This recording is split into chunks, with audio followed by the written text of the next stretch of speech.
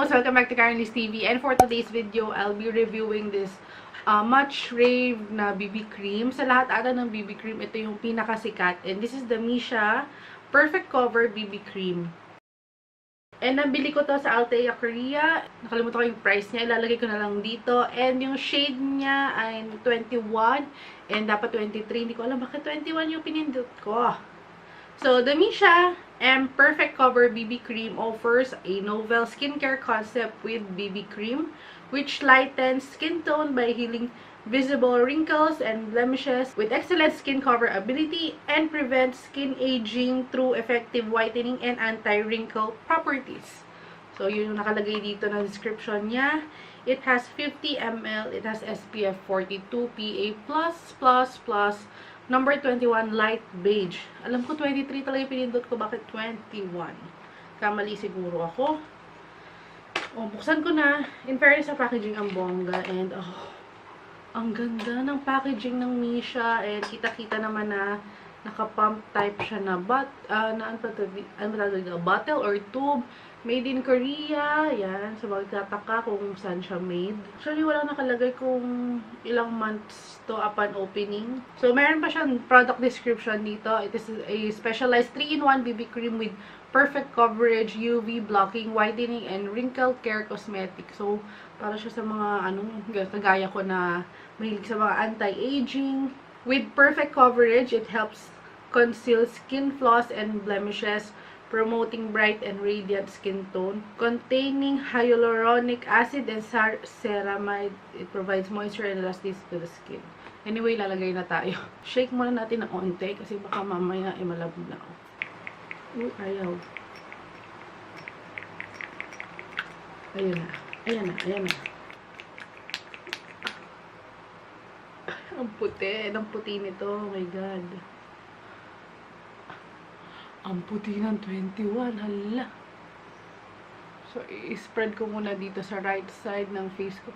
In fairness, may coverage siya for a BB cream. Kita niyo na may mga redness ko dyan. So, puyat ako.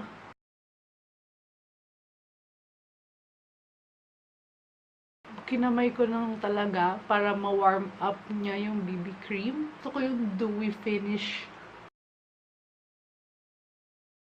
Yung coverage niya is parang sa mga cushion. Although, nauna pa tong MISSHA na BB cream sa mga nausong cushion. Dahil matagal na to eh.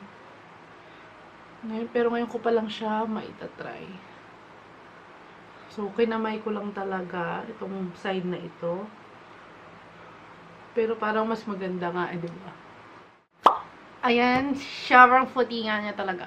Medyo parang ashy yung dating. Pero yung coverage-wise, for a BB cream, meron siyang coverage. And super gusto ko yung kanyang dewy finish.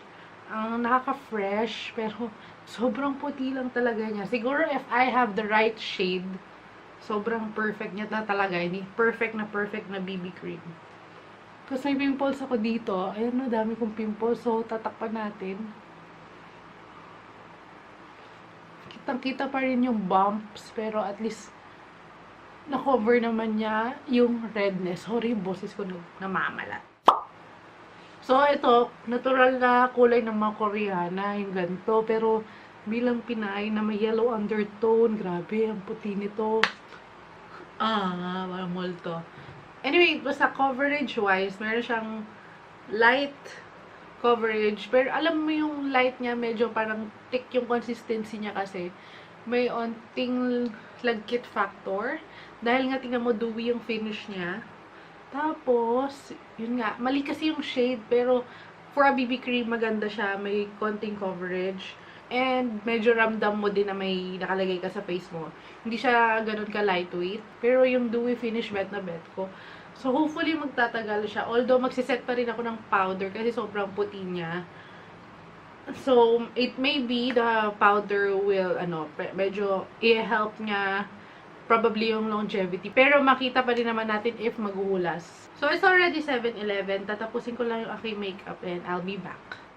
Ayan guys, so it's already 7:23. Nawala na yung pagka, dewy kasi nga nag-powder na ako. Sobrang pack na clay blush. So, yung lipstick ko ngayon is Nikki's Nude. Parehas yung suot ko nung siniswatch ko to. Super fave ko ngayon tong top na to. Super ganda. So, yan. Update ko kayo later.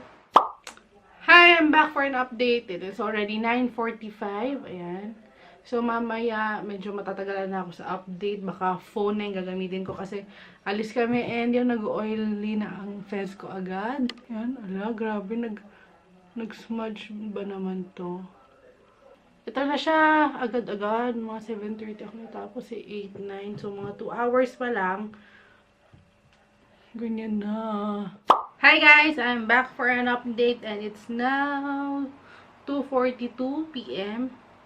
And yun, kanina pa to, diba? So, grabe na yung pawis ko at ng oiliness at sobrang naguhulas na siya, girl. Hindi na siya ganun kaputi kagaya kanina because syempre nag-powder ako pero alam mo yun, ang lagkit.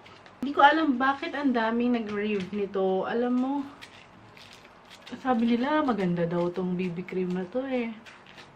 Aside na nagkamali ako sa shade ko, malagkit siya. Pero syempre gagamitin ko pa rin to kasi sayang naman. Pero nag-expect lang ako. Ang dami nagagandahan dito eh. Wala pa kasi akong retouch simula kanina. Syempre nire-review ko yung product. So iniiwasan ko na yung magre-retouch agad ako. So ayan na siya, 'di ba? Natanggal na yung mga actual pawis eh. Pawis at oiliness. Ayan. Parang wala na nga eh. Pati yung blusher. Kasi hulas na yung overall makeup. So hanggang dito na lang siguro. First impression review, ayan. So the MISSHA M Perfect Cover BB Cream. It is not the perfect BB cream. Anyway, i-breakdown natin. Packaging, maganda yung packaging. Pati yung box na kasama niya, ang ganda. Sobrang sosyalin, sobrang mahal tignan. Tapos, shade-wise, pagkakamali ko, dapat 23. Or kung meron pang darker sana. Hindi ko alam bakit 21 ang kinuha ko. Ang alam ko, 23 talagang kinlik ko dun sa Altea Korea eh. Baka nagkamali lang talaga ako kasi antok na ako eh. And then, coverage naman, meron siyang coverage kung para sa BB cream levels. Meron siyang coverage. Medyo thick yung consistency niya. Dahil nga thick yung consistency niya, hindi siya lightweight. Dewy finish. Meron din lagkit factor. Pero okay, as a BB cream, nagandahan talaga ako sa totoo lang nung paglapat niya sa face ko. Huwag na natin pansinin na maputi siya kanina dahil mali nga yung shade. Pero as a BB cream, gusto lang maganda siya. Pero yung longevity niya, hindi ako nasiyahan.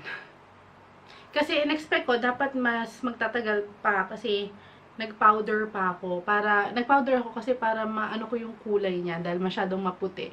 Na-color correct ko naman siya dahil sa powder. Pero yun, sadness lang. So ayun guys, yun ang aking thoughts. First impression review dito sa MISSHA M Perfect Cover BB Cream. Ang totoo, 50-50 siya sa akin. Gagamitin ko pa rin, pero hindi palagi. Kasi sayang eh. Thank you, Malos, for watching. Please don't forget to subscribe, like, and comment. Bye!